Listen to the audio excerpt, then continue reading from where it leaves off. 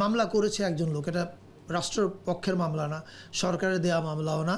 আমি নিজে সরকারের একটা অংশ, ফলে আমি তো আর এখন অ্যাক্টিভিস্ট না। অ্যাক্টিভিস্ট হলে আমি অনেক কথা বলতাম বেশি, কিন্তু এখন সরকারের অংশ হয়ে আসলে আমাকে কথা কম বলে কাজ বেশি করতে হবে।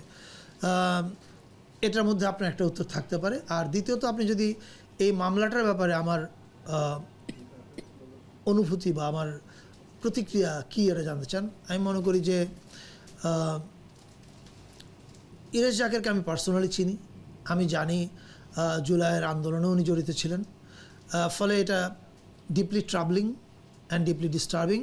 কিন্তু আবার বলছি, এটা মামলা করেছে একজন লোক, এটা রাষ্ট্রের পক্ষের মামলা না, সরকারের দেয়া মামলাও না। যে কোনো, এখন আপনি দেখেন, মামলা করার এখন আমরা স্বাধীনতা পেয়েছি, মামলা করার স্বাধীনতা আছে, সবাই সেই স্বাধীনতার কেউ অপব্যবহার করছে।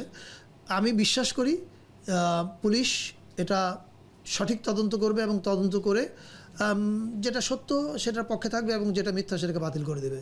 এর বেশি আমি আর কিছু বলতে চাই না।